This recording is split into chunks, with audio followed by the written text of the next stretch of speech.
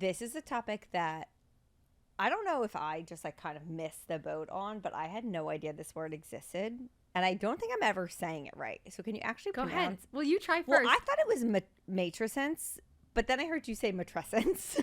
Spoiler alert, matrescence, which Okay. sounds like adolescence. Oh, okay, that makes more sense. Which is, this amazing Right. developmental life stage that everyone goes through in adolescence. Let's Yeah. use that for a second. Where like we're pimply, we're more irritable, mood swings, social dynamics are weird.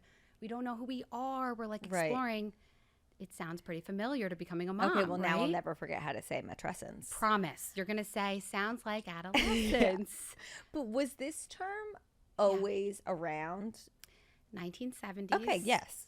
Anthropologist Dana Raphael, like queen, Okay. really amazing anthropologist who started researching this and created this term. She coined the term matrescence, which really is about being a mother, but the birth of a mother. Right. Right.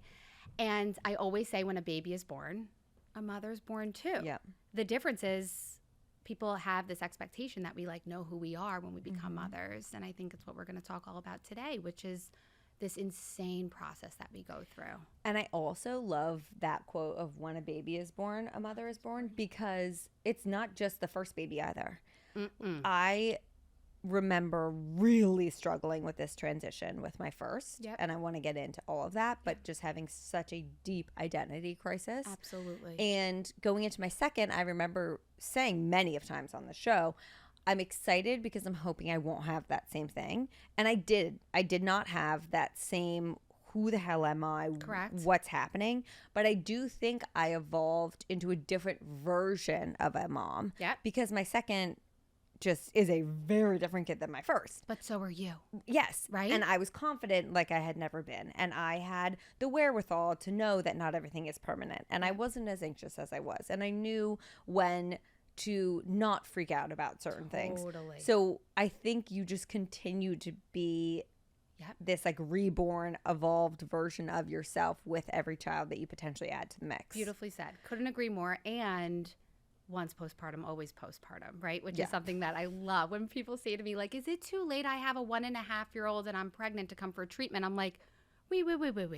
Like, you're always going to be welcome in my office. Once Right. postpartum, always postpartum. And then 8,000 other milestones and moments that we're going to go through where maybe it's social support, maybe it's clinical support. It's always going to be necessary. Yeah. But you nailed, and I think it's like some of my favorite phone calls I get, people who are pregnant with their second and say, I want it to be different. I don't know how. Yeah. I think I'll be different because I'm not as scared of wake windows and reflux, and my partner and I like have already asked each other when we could use the bathroom. Like we've already gone through that phase, yet it's still another baby. It's still hard. And you're a mother part two. Right. And we both know 2 kids. Whoa. Well, if it's not one, it's the other. And if it's not the other, it's both. True.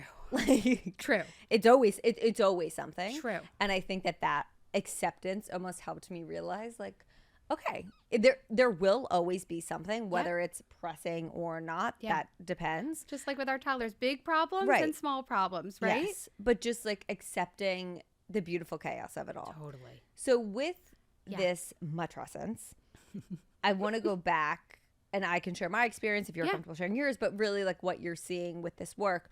For me, I was thinking about this the other day of maybe why I had such a huge identity crisis. Yep. And obviously adding a kid to your life is a very big deal. So that's not a surprise. But I was having this moment of like, God, I really miss New York. I was here with my kid. Like we were having a city day. And I think I never got this proper like goodbye tour to my pre-child life. Yep. Because it was a surprise pregnancy, but more so than that, it was amidst COVID. Absolutely. So life was just like stripped from all of us as we knew it in that time. Totally. In March 2020. And then we kind of entered this, for me, I wasn't in New York for 11 months. Yeah.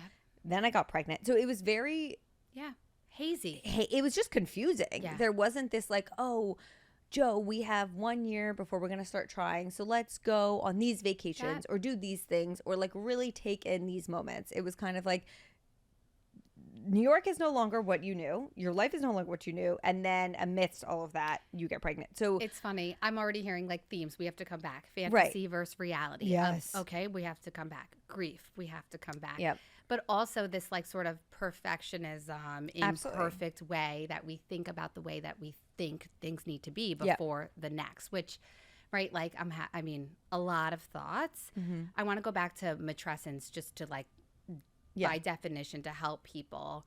Matrescence defines these physical, emotional, psychological, we say spiritual changes that are all part of this journey into and throughout motherhood.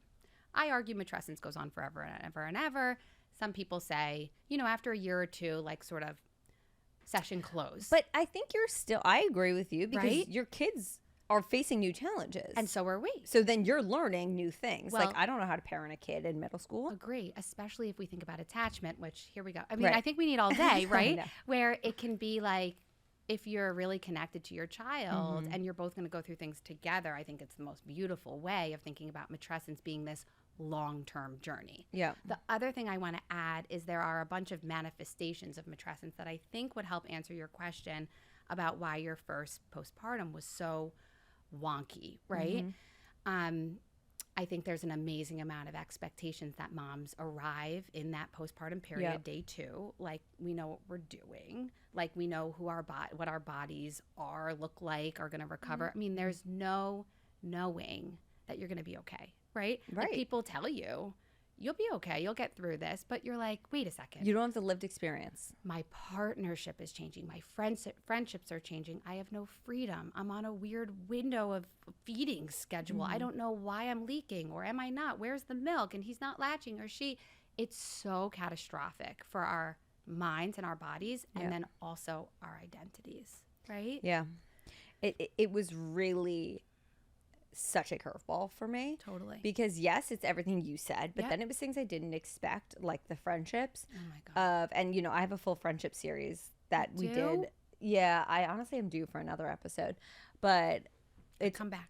it's all people in my life who I'm like close friends with. Nice. And it's different like friendships I have, whether it's my 2 best friends from growing up, or it's my very good friend that I've made in my town, or my best friend from college who we kind of like hit a great stage after I had a kid of like, what is our friendship? Or my best friend from college who we didn't speak for 2 years. It's really interesting. Yeah. But which, by the way, sounds like treatment, right? Like, Yeah. I know every patient of mine, I know there are 10 people from across the lifespan where motherhood has altered the relationship, Of good, bad, or course. otherwise. And then it there's all does. the new people. which is even more confusing. No, but that's like my therapist. I've been with her for 6 years, and it's the best thing ever because she knows every player in my life. Yeah. So I don't have to give her the background. I'm Right. like, okay, and then you remember her? Well, what's better than Yeah. her being like, wait, was this one there? Was Susan Yes. there? And I mean, She's like, so is this the one? I'm like, yeah, that's her. that's the best. But I remember vividly Joe like forcing me out of the house to go meet one of my girlfriends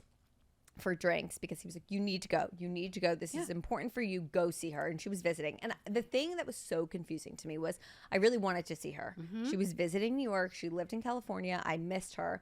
But I could not get myself out the door. Yeah. And I needed him to physically like push me outside the door. I have a photo of him on my phone waving at me being like, have fun, do little you girl. Like, remember what was happening though? yeah, so this is where I'm thinking, like, I remember sitting down with her, and it's so vivid for me.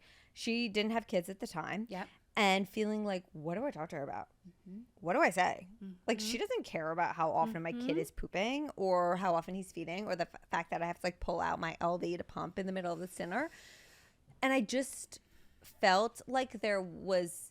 I almost felt like I was above myself watching this conversation of being like, who the fuck is this person talking about myself? Correct. No, I hear you loud and clear. And will she relate? Nope, she won't. So already you sort of pushed yourself Am out I of so this. annoying? Am I so annoying? Maybe I miss parts of my old life. We hear that Of course I do. all day long, and it would have been much easier to arrive in a different outfit with your best friend and talk about, I don't know, a show you watch, whereas you're probably knowing a little bit about you now, right? Your brain was like, when's the next feeding? Oh, What I if- had nothing to provide other than the 10,000 thoughts about my kid. Yeah. Yeah. So it's interesting. Like we see an amazing amount. I know you know this, but for your listeners, ambivalence, right? Yep. In motherhood. I mean, I say all the time, it's like the hallmark of motherhood. What I mean by that is we are constantly torn about our feelings, our friends, our time, our bodies, our partners, our caregiving relationship with child's care, how we want to spend our time. But really what I mean too is this push-pull with ourselves and our kids, right? Which I think shows up in other relationships, like friendship. So this push-pull, you wanted to be there, but you weren't sure how she'd maybe perceive you. You really needed to be there for you, but maybe you felt guilty leaving the baby at home. It's this constant ambivalence, being torn between two things, right? That is a huge part of motherhood. And I'm so passionate about talking about freeing ourselves from talking about ambivalence as being normal and actually human. Yeah. Rather than this really clunky, uncomfortable thing that I also think really contributes to shame, right? Oh, which then we enter totally. Which postpartum then is depression guilt. and then we write all the things. Does that help where it's like, what if we went to our friend that night and we're like, I'm a weird version of myself right now. I don't know her. I miss you. I also miss when things felt easier. Yeah. Give me some time. I'm figuring it out. By the way, I might be leaking. I might cry randomly because that happens in postpartum and I don't know why, right? Yeah. And like, I don't know. Is this okay? Is Right. this awkward? But what's so funny is that I've actually talked to her about this and she left that thinking nothing of it. Right. Which She was just like, no, like we were having, because it was so internal. But that's a special friend too. Oh, yes. But speak She's to that, the best. right? That was there's that loop. Yeah. Where we're like, I say always on a hamster wheel. We are like, when you are suffering with anxiety, especially postpartum anxiety, not only is it that loop, but it can be like 500 tabs open on your computer. And if one shuts, oh my God, right? Catastrophic. Yes. But that's fascinating to think it was so internal for you. Oh, it was so internal. And she had no idea. She had no idea. And like I've talked to her since, and then she had a baby and like we've talked about it. Did she call you and say, I have all those weird kind of moments? Because that's my favorite phone call. Oh, well, we all go on the apology tour. I say it all the time. You do? I have to call it that. Like that's what we call it because I remember if I was the first of like one group of friends to have a baby and then the second of another group. And then one of my other best friends like had a baby right before me. Yep. So there were two people close in my life who had kids before. And I thought I was there for them, but I also had no idea I have chills. like what they needed. I vividly remember it was COVID when one of my best friends had her baby. And I was like, I want to drop you off a sandwich. But I really wanted to see her and meet the baby. So I'm like, I can come over tomorrow. I can come over. And she's like, no, like she just wanted space, but I couldn't pick up on that. And so I was almost trying to force it because I didn't know. Right. But I think now after I had my first, I remember calling them being like, guys, I'm so sorry. Wait, I have to tell you, Cameron, it's my favorite phone call. It's just so universal. It is. I mean, you're right. It's so universal because you cannot know. Correct. Until you go through it. You I mean, can't. I also think partners go through this too, by the way. Absolutely. Where it's funky. It's funny. Because I see a lot of couples in my private practice where partners will often say, like, I didn't understand my friends or even my colleagues at work who came in on Monday morning. My husband, I vividly remember when I was 9 months pregnant, we were walking around our neighborhood in the West Village, and I was just like at wit's end. I'm like, I want this baby out of me. Of course. I'm fucking dying. And he's like, I can't believe that the women I work with have just been coming to the office while they're like you, because he's seeing it so firsthand 100%. And it's so in his like eyes, and it's so personal to him that he's like, I just am really confused that this is the world we live in. And then during postpartum, he's like, what, these people are just back at work? I mean, I called all of the women I used to work with, like corporate? Junior. Yeah, my two women who I was their junior.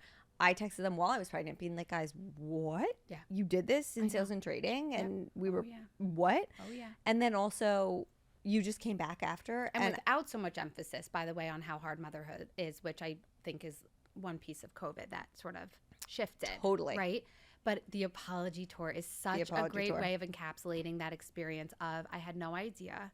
I wish I knew. Yeah. I get it now. I love and adore you, right? And I'm sorry. Right. And I'm really sorry. I want to go back for a second because you said, when you were saying what I could have said in those moments of like, and maybe I miss parts of myself. Like, go back. I'm someone who I don't feel any shame or guilt saying this. I love being a mom. I fucking love my kids. But of course I miss parts of my life before having children. I think it's crazy to deny that. Of course you do. But I And, can't tell you how hard that is for women. To admit? To admit and to accept. And I think well, I just learned you've been in therapy 6 years. So yay, rooting on therapy, where the level of acceptance and I think surrendering to you being yourself and human, and you're open and look what you do for work and all the things. It's a beautiful thing. I hope everyone here that's listening today is like, oh my God, if Cameron can say it, I can say it. If Elizabeth can say it. But that's crazy to think that we can't say that. No, because, well, let's talk about why, right? I mean, I know why. The shamers. The shamers, but also the stigma. Well, a couple of things. For all the women that I treat that also have a hard time getting pregnant, I want to give them a minute, because here, what I see is those women finally arrive in motherhood and then feel even more shame in raising their hands and admitting, like, I miss brunch on Saturday without high chairs, and I miss sleeping, and I miss feeling clear-minded, and I miss my body, right, in some ways. So these are the women that really need to learn the dialectic. You know that's dialectical behavioral therapy is a kind of treatment that we use that helps people tolerate two opposing things at the same time, i.e. ambivalence, to tie it all together. I call it duality. It's duality, right? Two things are true. But I think when people read that, they're like, on a script on Instagram, what does that mean? I mean, I love my kids more than anything and I need a break. I mean, I love my partner and I like to strangle him or her if, you don't let me sleep this morning. It can mean also like I love my job and I need a vacation. I mean, it can be that basic. But I think for so many people out there that are listening, there is this sort of societal thing that women who are mothers are supposed to only enjoy it. Love it. And be blissful, which is no different than how we have this Instagram mother who she's beautiful and she's sexy, but not too sexy. And she's organized and she has no anxiety and she loves to breastfeed and she does yoga and plays tennis. And every meal is home cooked. I mean, there you go. There's never anyone yelling. That's exhausting because it's not real. Reality. That's fiction, right? Yeah. That's a fantasy. And so, I do think that, I love that you're giving women permission all day long. That's why I'm so happy to be here. I just think it's so fucking dumb. I'm sorry. To believe that that doesn't exist. And I know, look, I see it on any video that goes viral of mine. I have the people in there being like, you must hate your kids. You're an awful mom. Both are true. Well, I just don't care because they don't know me. And I feel so confident in my role as my children's mother. Beautiful. That doesn't at all trigger me. And you're human. But also, how would we expect someone to not miss certain aspects of a life where they were solely focused on themselves? Oh, there's real grief. There's real grief. And I think that plays such a huge role in the matrescence because there is that grieving period of, even though I love this human so much and this new life has brought so many joys, that's also closing a door on a large part of your life that you've known for the last X amount of years you've lived. Correct. And it will never be exactly that, which what we know about grown-ups too. I hear this in my practice all the time and certainly have experienced this with my own kids now is slow down. It does happen really fast. And you just said you wanted a year sort of closure, I heard in some level, right? Which makes sense. We wanted it packaged. We wanted the vacation. I would have put a ribbon on it. These are what a lot of us think we need to do in order to move through transition. But then we know transition or surprises happen or struggle happen. And then we're dealt with how are we going to figure this out? You're right, 100%. Is there scientific research on matrescence? Oh, yeah, of course. And what is that showing? So, a couple things. One thing I really like to talk about is how matrescence is this very normal developmental process, period. We both know, and I know you've shared a lot about your mental health, right? That there is illness that takes place in the postpartum if we don't get some of this sort of dealt with, treated, cared for. Depression, anxiety, OCD, bipolar disorder, and in the most severe cases, psychosis. I think you know the acronym PMADS, yes? No. Perinatal mood and anxiety disorders. Yes, I know that. I just didn't know the... PMADS is the acronym because who wants to say that 10 times in the episode? So important we use PMADS because people that hear postpartum depression, it's just so frustrating for me all these years doing this work. We both know that PMADs can take place in pregnancy. Actually, 50% develop in pregnancy.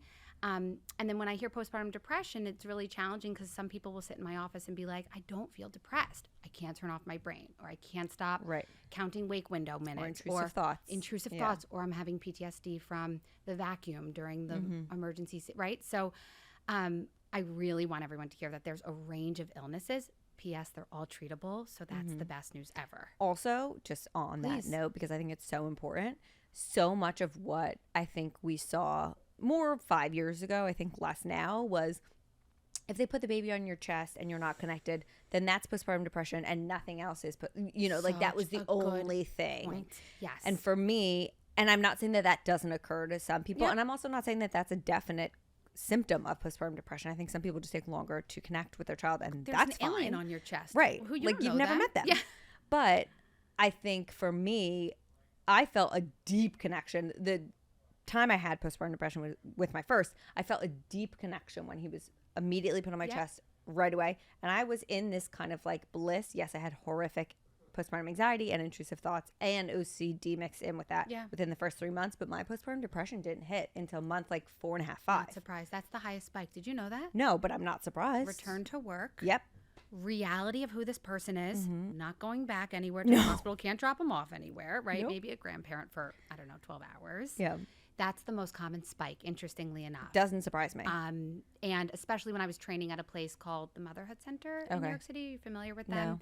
It's a treatment facility that specializes in treating and diagnosing pretty acute PMADs, right? They had a first of its kind, give them a little plug, partial hospitalization program, which meant you weren't, inpatient in the hospital, but you needed more than outpatient. It was this day program. It's a fantastic facility for acute women, which I'll tie it again back together to Matrescence. My point was, they diagnose clinically, but also with medication. While those illnesses definitely have a place, there's also a very typical normal adjustment to motherhood. Of course. And that's what I really treat. I mean, I definitely treat acute populations as well now, but I treat more of what I like to call these fourth trimester sort of like, what is happening cases. Who am I? Where actually women, I think, have more shame than sometimes the women that are super sick, that are diagnosed with more acute illness, because these women are really high functioning, usually are either working professionals or decide to stay at home. It's just great too. Very, very engaged in their communities, very engaged with maybe big kids or friends, daughters, daughter-in-laws, cousins, aunts, right? Like you and I, huge identities wearing 400 hats, and arrive to motherhood and definitely may have some intrusive thoughts or anxiety, but are also like, how come I'm not enjoying this 24 hours of the day? How come when I'm sleep deprived, I feel like I don't know myself? How come I kind of feel resentment towards my partner that I need to ask when I can go to the bathroom? How come I can't relate to my friends? I fantasized about this time period being so beautiful and blissful, and it is, and it's also hard. Yeah. So it's like there is this very typical adjustment that takes place that I do see get rockier around 4 to 6 months, because that's the dose of reality. Who is this person? Who am I? Where are we going? How is this going? Oh, I didn't make all those friends that I'm seeing on Instagram at those mom groups. I feel really isolated. It's hard for me to get out of the house, but I really want to.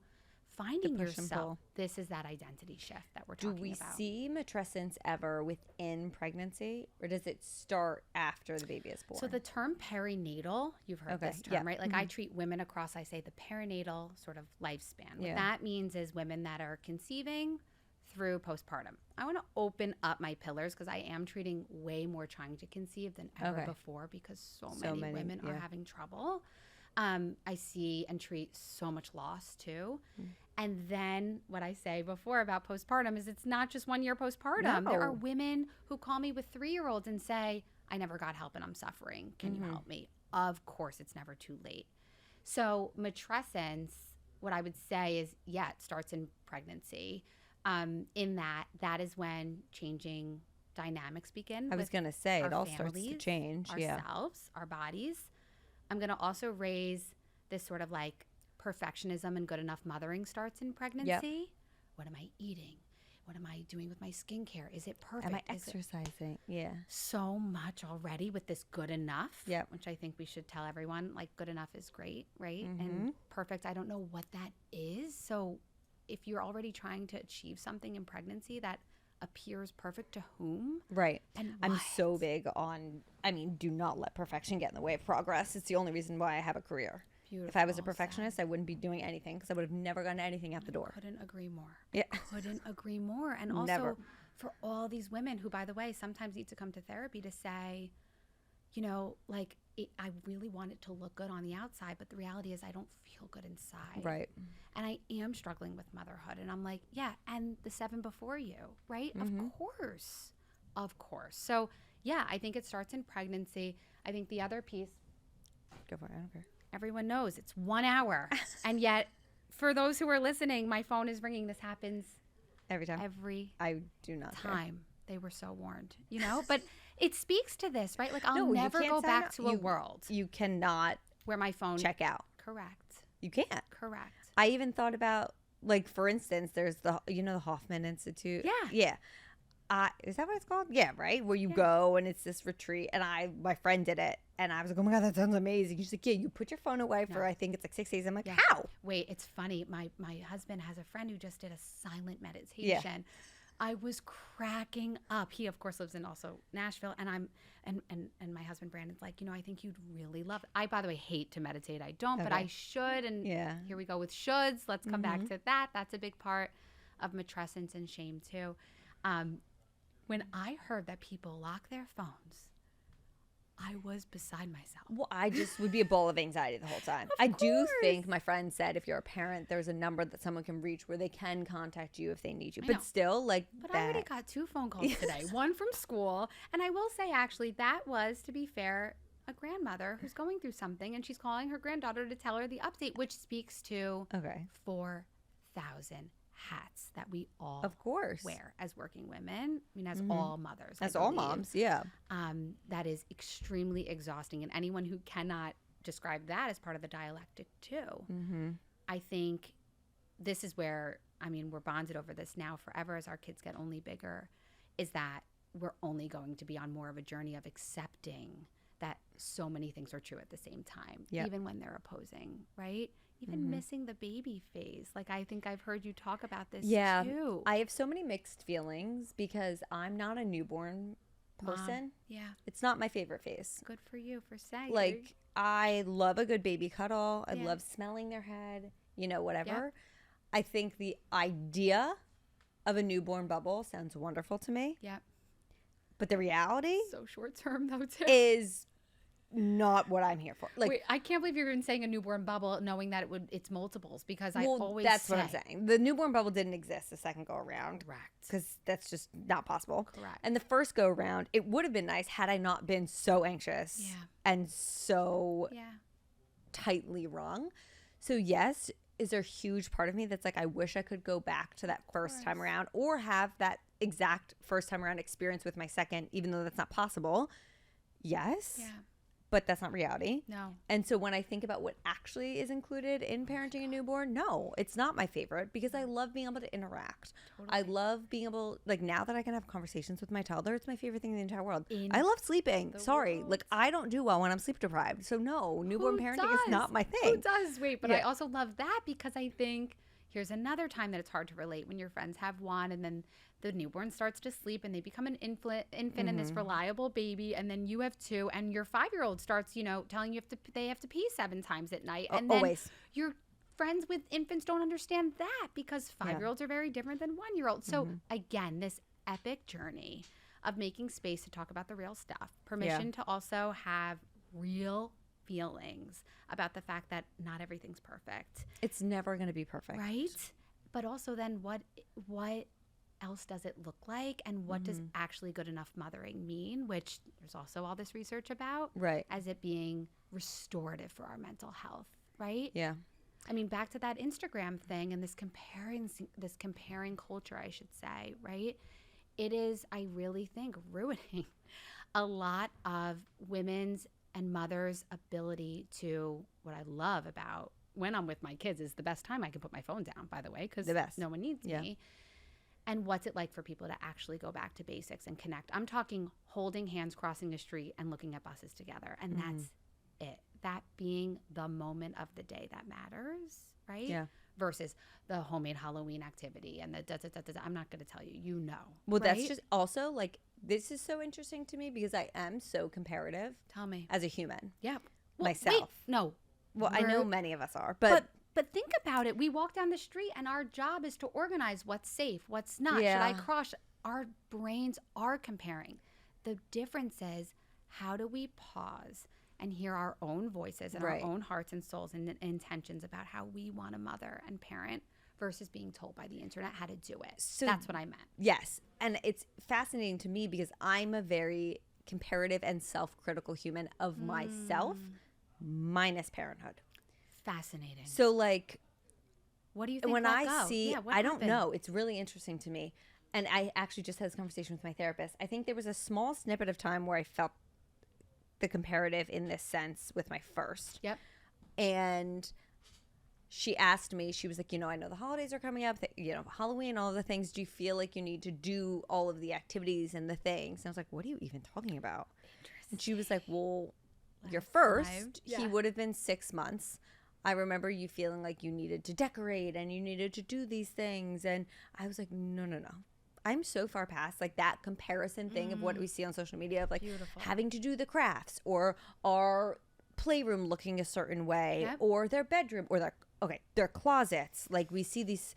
Oh my God, fucking the inventory and the packed- If I could show you organization. my closet. Yeah. Well, I mean, It has 6 things hanging I for my believe you. boys. I'm sorry. Why do they need more than that? I'm not like, I don't mean to be ridiculous. No. They have literally 6 things hanging in that closet with the addition of like 5 of my husband's old jerseys And that it's his good mother gave him for what they enough. can grow into. And then they have sweatpants, shirts, and underwear. And that is what they wear. And Correct. pajamas. Correct. So like, I feel so confident, and I really have tried to figure out what it is to Yeah. try and help others and to try and reassess myself of like, how do I feel this way in other aspects of my life? Well, that like was I'm very actually what I was comparative gonna with say. work. Yeah, yeah.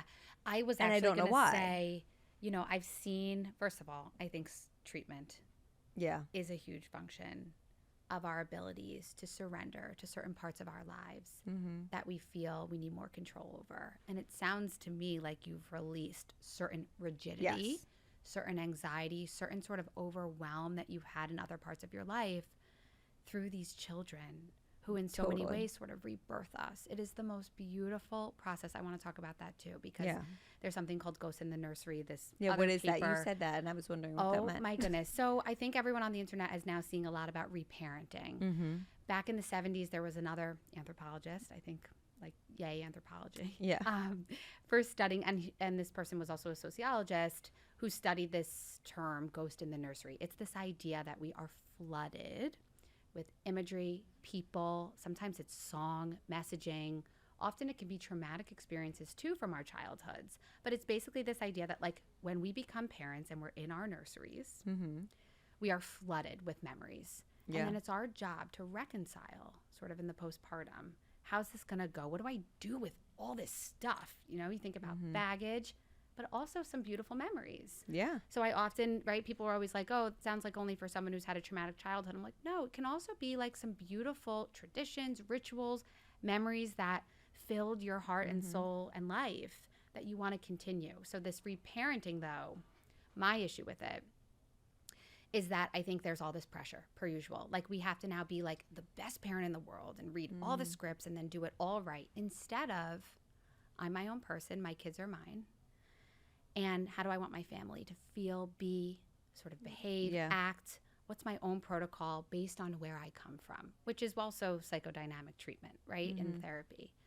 All of this to say, there are so many women that are standing in that nursery and are flooded with feelings of like, I didn't like that my dad was never home, or I love that my mom always had dance parties, or I was really scared of my parents when they were mad, and that felt alarming. I never want my kid to feel that way. Yeah. So reparenting is this now sort of like term language out there that's helping people be really thoughtful and intentional, which I love about parenting. But I like introducing Ghosts in the Nursery because it also brings up all of these parts of us that we want to be different for ourselves and our kids. So I kind of think you did this work on your own and probably with a wonderful therapist. Yeah. And maybe some great social support too. It sounds like you have some beautiful friendships. Yes.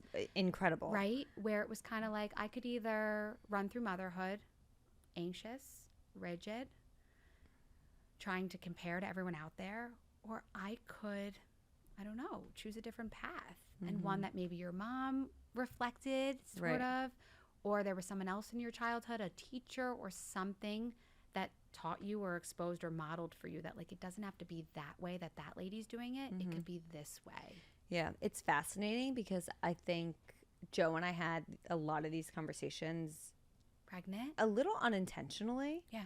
Because we've been together for so long, we've known so many of our family dynamics and witnessed so many evolutions of each other and each other's families. It's beautiful. So it is. And I'm so fortunate for that. But we've had a lot of conversations of like, you know, on paper, we come from very similar upbringings, but when you get into it, there were different things of whether it was like, what were our parents' working hours? Who was working? What was the process of like, if you didn't play well in a game, what, like, how was that car ride home? Yes. Like, I remember being fascinated. My husband played college basketball, so like clearly ended up being a strong competitive athlete. Yep. When I learned that he got in the car after his games and was never analyzed or yelled at or critiqued by his mom or dad after a game, my mind was blown. I'm like, what do you mean?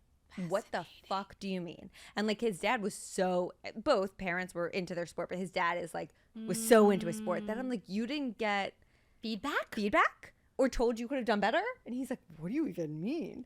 And like, love my mom to death, but that was a big thing for us. And it was this constant like, how to do it better. How to do it better and how to make sure that I'm, I guess, making everyone happy or proud of me. And well, like, or was she instilling motivation, but the way you experienced it totally felt not okay. Yes, because when I tell that to her, she's like, well, I mean, I raised 3 daughters to all play D1 lacrosse, so did I do something wrong? I'd like to be and her. I'm like, my God. No, but the way I received it. You see, but also, so to me, there's your ghost. Getting in that car, putting on the seatbelt, knowing the music wasn't going on, and the anxiety of like, what is she going to say? Now think about your babies, those delicious babies, right? And think about those moments when they know mommy's not happy, right? Or they know daddy or whomever is, I don't know, you know, about the toys are all over, or they broke the truck, or they broke their trophy. I don't know. And how do you now pause differently and say, I want it to be, you know, and again, you didn't come from a traumatic place, but you have that's a core memory of how you experienced your mommy. Yeah. And I just feel like you've probably done a lot of work to sort of let go of some of the ways that maybe that held onto either, you know, your personality or how you related to others or sport, and instead sort of can, you know. But we had a lot of these conversations, even around like priorities of involvement when it comes to our job and work-life balance and where money plays into that and what's the most important and how we were raised and how we want to do certain things similarly and certain things differently. But another one for me that's so obvious right now in this time is like my son just turned 1, and for each birthday I make like a physical photo album. And everyone is always messaging me being like, you know, you can do this on Apple, or, you know, they can make these digital books. And there's such core memories of my life going through my grandma's photo albums. I have chills again. Of my mom's childhood and then going through photo albums in my house of my childhood that I love so much that I'm like, no. So these have to be physical albums. That's a fun ghost. With print. Yeah, that's what I'm saying, a fun ghost. Like, I want physical photos in an album and flipping through pages that I can take the pictures out, I can put them back in. That is what I want, because that core memory is something I want to provide again. And similar memories around the holidays. Like, I think that ghosts can be well, we should talk about scary, that with no. But they can also be so great. Ghosts are informative, right? Yeah. Just like P.S. I always say about anxiety. They're just thoughts and feelings. They're actually informative if we can just like have proper space for them instead of making them go away or throw them out or say, I hate you, or you're making me bad mom. I think your photo albums sound beautiful, and I'd like you to send me a video. I will. And now let's think about that first time mom. Oh my God, do not do this. If it's no, but I say this all the time. See? If it's not something you want to do, don't fucking do it. Even though I know everyone listening is obsessed with Cameron, if it doesn't resonate with their experience, or by the way, it's on the list, because this is actually what I want to always say too. Like, whose list doesn't include updating a photo stream or like printing the pictures or doing the album? But there are real women out there who are dying to do what you're doing. Yep. But instead are picking some other ghost, right? Right. And I think this is also why I'm obsessed with supporting moms, is because really having someone on this call hearing today that like, what's your ghost instead? Or is it the Christmas tradition? Or is it the Passover tradition? Or is it the whatever it is that fills your own bucket instead? Totally. Is essential. And no one else, I feel like, on Instagram out there is talking about that. No, but I will say, whenever I post about this album, I always do a disclaimer. This does not make me a better mom than anyone. But it makes you a really sweet, nostalgic one. Because it's important for me. But the people who do... I also say this, look, as we record this, we're approaching the holidays. Yes. I'm not a Christmas card person. Yeah. Christmas cards bring up so much anxiety in my household as my child's household. Like, I can't even begin to discuss the topic. It makes me so irrationally angry. I have to send you this holiday overwhelm reel we did. I have no interest in sending out a Christmas card. None at all. And I get that some people love doing that. Correct. And if you love doing that, that is so freaking awesome for you. And I'm excited for you. But if you are someone who feels like you were supposed to, or the big should. There we go. Why are you wasting your time doing it? I love that. But if you don't have friends, if you arrive at your mom group. Yeah. And everyone's doing that stupid family photo. And everyone looks perfect. And you're sitting there being like, I forgot. Or it doesn't matter to me. Do you have the voice to say, love that for you? Not for me. And like, let's make that our mission, the two of us, right? I think we just strengthen that voice. Agree. Everyone. Agree. And to be able to say, it's no different than reading the 18 scripts about how to intervene with a hit or a meltdown. It's like, my patients come with 18 scripts now. And they're like, well, Elizabeth, which one is right? And you know what? Well, we'll now spend 45 minutes rehearsing all those scripts. And then in the last 10 minutes, I'll ask you, what are you going to do? Also, the scripts go out the window when your kid actually hits you. Cameron. Duh. And instead, where's our own voice? Who are our ghosts? How did our parents sort of, right? But see, it's so much more psychodynamic, meaning ghosts in the nursery and sort of ambivalence and should and maternal gatekeeping. And it feels like our responsibility instead of like, play it out with your kid. Try this. How's this? How's this? Or that didn't work in our house. Yes. Because also, the pressure. Can I say, there are certain things that I love about the social media parenting where we're observing new things, we're learning new things, we're like, oh, maybe that'll work, whatever. But what I don't love is how black and white it sometimes can be perceived as, because what works in your household is not going to work in my household. Correct. What works with my oldest kid is not going to work with my youngest kid. Fact. They're all different. So true. And I had this conversation with my mom where she was like, I never realized back then that I had to parent you all differently. But my sisters and I are all very different humans. Yeah. And I see it with my kids. Yeah. They could not be more different. Yeah. And I realize, my husband and I talk about it all the time, we are going to have to parent them very differently. It's fascinating. And I think with your one, happy birthday to your little one, it's like giddy up, right? Because you're just about to see. Giddy the F up. And I love that you say that. I'm also one of three. Yeah. And I was the only girl. And I feel like in my young adult years, I used to sort of stare at my parents like, how'd you do this? And now more than ever, because we're so different. Everyone had different hobbies. Everyone had different interests. And everyone had different friends. And I'm like, wait, there were so many directions. We all played competitive sports. Like, it was such a confusing, overwhelming time, I imagine, for my mom. And I now think like, I really have to do this too. Like, my girls really need different things from me and from each other and from dad and from it's fascinating. This is another thing off of that note that I feel so passionately about. And these are things that I try to dive into and share without providing too much, because my kids have their own lives ahead of them, that they didn't choose to do this. But what is so fascinating to me is talking about ghosts.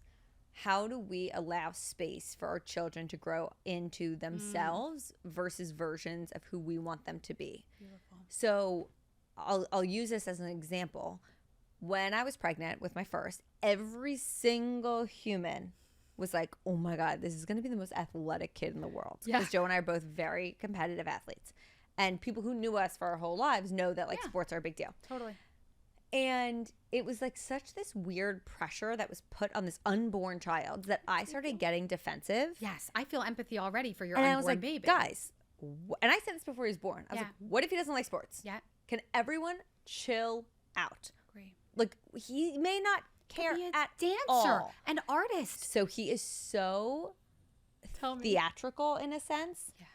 Like he is constantly putting on skits. He can sing every freaking song under the sun. He knows every come word. Perform Let It Go from He Frozen in My House. Do you Go need ahead. someone? Yeah, Because he we will could do the use. full. He can do the whole album, not just Let It Go. The whole album. He knows every word. I'm not kidding. His memory is like actually kind of psychotic. Amazing. So I found myself the other day. I'm like, we need to find like You do. a theater camp, Like or Applause in the something. city. I don't know what they have Because out by you. we found one. But Okay. I'm like, he goes to. This was something that was so big for us, and we were both so intentional about. Where we're like, yes, we will provide him with the option to like, do you want to play soccer? Yeah. Because soccer is a fun sport that's accessible to little Yeah. kids. Do you want to go to gymnastics? Like all of those classes. But then it's like, okay, are we going to an art class also? Correct. Are we also providing the opportunity for a music thing? Are we Beautiful following their lead? openness. Because I think so much.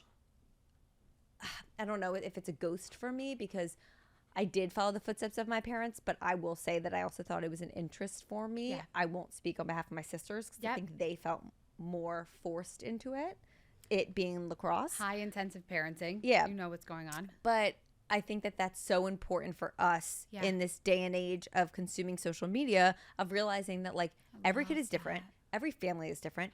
You can read 10,000 scripts and they're not all going to work for you. I love that. And following your gut. Yeah. My whole brand Truly. is about sort of hand on heart. Yeah. Close your eyes. How are you? Right. How's your kid? How's it going?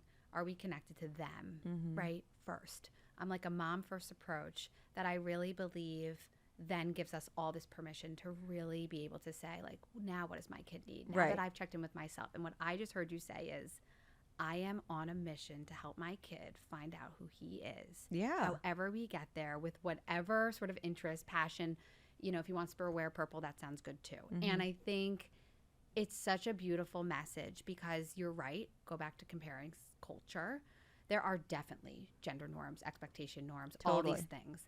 We're up against a lot in parenting lot. these days. And that is a reason I do love social media. I do think it's an outlet for some people who feel like in their own culture, in their own communities, they're not getting Yep. sort of enough support. Certainly my business is now like nationwide where I can do support groups and reach people all over the place who aren't amazing. getting the kind Yeah. of support they need, which is fabulous. But matrescence, there's another sort of manifestation, right, of a factor, or let's just say like a construct, which is really fantasy reality, which means that by the time our kids are born, we have, I'm going to argue, 400 different fantasies about who that person is. Yeah. What will their ice cream flavor be? Who will they look like? What sport will they play? And I believe a lot of not just postpartum, but motherhood, back to our postpartums forever, a lot of our motherhood is reconciling the difference between fantasy and reality. Absolutely. How did I think it was going to go? Who did I think I was going to be? Who did I think my kid was going to be? Who did I think, my partner or my business, Yeah. or I was not someone I thought would ever yell, right? So all this reconciling between fantasy and reality that then gives us, I think, sometimes a lot of sadness because it can be some real things that maybe people actually struggle with, like gender disappointment, for example, which Right. is something that's so taboo to talk about, but I treat all the time, right? Yeah. People who have a really hard time saying, I always pictured having a boy, or I always pictured having a girl. But the point is this reconciliation process throughout mothering that I think is going to be with us, you and I, for the next forever. Yeah. As our kids choose people to be with, choose places to go or to study, or friends to be with, or hobbies to have, where it's our job to give permission and space and sort of like secure attachment around holding, right, our own boundaries and our own feelings about it, and then letting them fly, Yeah. right? I want to say also, just in terms of fantasy and reality, that's a huge thing. I talk about expectations versus reality, you but go. on the flip side, because I think it's always important to provide the vision that things also can be better than you expect. Beautiful. Because yes, many of times, Yeah. unfortunately, they're not. However, when you say, like, I didn't think I was going to be someone who yelled, it's Yeah. very fascinating for me because I historically am an impatient, quick triggered, easily angered human Yeah. who lashes out. And I have been so wonderfully surprised by kids. how I am with my children I see this all the time. and too. how I just, that's not Yeah. even an option. Well, wait. We're not yelling. The fantasy reality thing, you're right. That is such a great point that it can feel like, oh, all these negative things that I'm Right. dealt with now that I have to deal with. But back to those ghosts. Right. The really spooky and the fun ones too, right? Where maybe you didn't realize that it was not going to be, I don't know, a trip to Disneyland that would bring you joy, but it is those crossing the street and looking at a dump truck Yeah. with your kid and they say, Mommy, look, it's yellow and it's fun and it's, can we stay? Or, you know, for me, like yesterday, we do a really funny like pom-pom thing in my house where if my big one sleeps through the night, because there you go, triggered, Yeah. right? Like she tends to wake up a bunch now after being an epic sleeper. Which is attachment and okay and Yeah. normal, and she'll get through it. So after 10 pom-poms, we go to a toy store.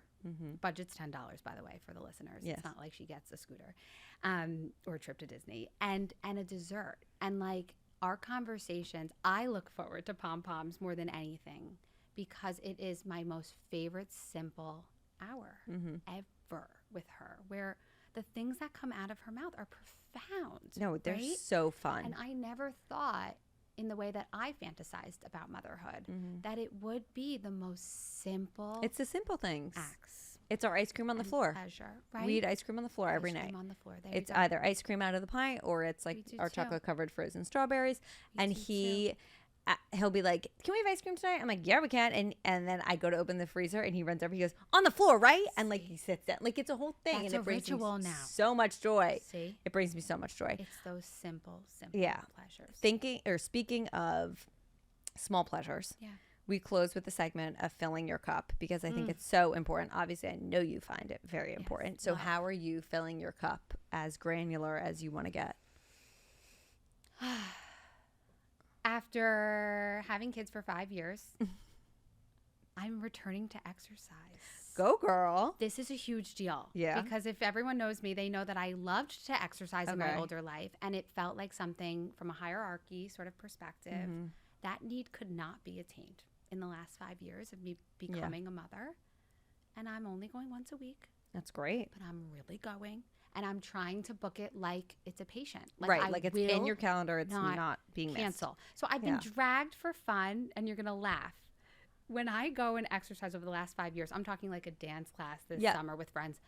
I'm like the happiest mom in the world. My husband's like, you got to like, this Use is called every day. endorphins, Elizabeth. You teach Yeah. people this. You teach. So for me, it's trying to really starting to walk the walk and talk the talk a little bit more.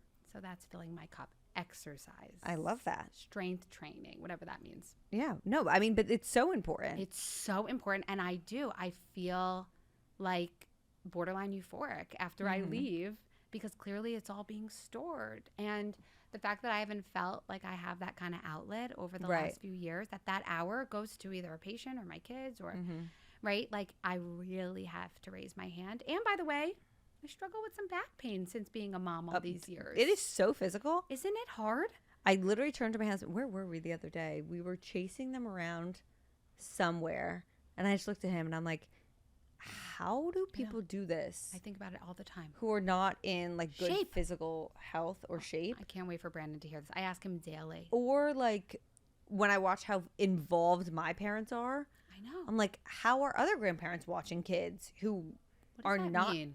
like we need to ask a pelvic floor person because I'm convinced since having these children, my low back is well, I mean, destroyed. I think it's a mix of I go to pelvic floor PT, so You I can do? tell you I did. I've now graduated. No, I've been checked. I have no Oh, issue. well, also like, are you carrying? I'm carrying my kids I'm constantly. carrying them constantly, sleep deprivation, but also my job is pretty sedentary. Oh, yeah. And if you think about our weekends, I don't know about you. I mean, we live in Manhattan. We literally take our Up a Baby, which is like our Suburban. Yep. I don't come home for like 15 hours. Okay, no, I We- couldn't do that. I We could walk and we not walk and we do schlep that. and we schlep and we walk and we schlep some more. And I love every part of it, and it's exhausting. There's the that two. stresses me out Right? so much. The schlepping of New York.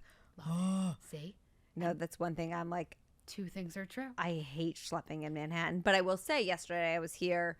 We went to Central Nostalgic, Park. right? We were in the zoo, and I was like, or not even the zoo. We were in the park, and I was like, oh, maybe it would be nice to have kids here. Joe's like, well, we've moved, so Yeah. get over it. And I was Well, like, you yep, can you're visit. right. You can visit. We'll make a park No, I date. know. I do love being here, but honestly, again, missing parts of ourselves. Yeah. People always ask, do you miss living in the city, or do you wish you still lived in the Yeah. city? I do not wish I lived personally Yeah. in the city right now with my children. Do I miss my life in the city before I had kids? Absolutely. Absolutely. But by the way, go course I back to do. comparing culture and ambivalence, and two things are true. Like, even though I'm in love with our life here, Right. I think daily about backyards. Of I course. think about that very quiet sort of noise in the evening. I think about sitting on Yeah. a porch. I think, right? And also, we're in a really sort of busy time period in our lives, Right. and New York sort of serves us right now. And So, I love my backyard. And also, I'm like, wouldn't that be nice if we walked down one block I to know. a cute little restaurant? So look, two things exist at once. I think that's the moral of this entire story. love it. For people who want more of you, where can they best support you? I have an Instagram at with Elizabeth B and a website that has a bunch of offerings and educational workshops and support groups, which I want to talk to you all about, so Yeah. that more people can have more space for themselves. So important. And that's it. And I'm so Okay. so happy to meet you. I'm so happy to Thanks meet for you. having me. Oh my gosh, thank you for coming on.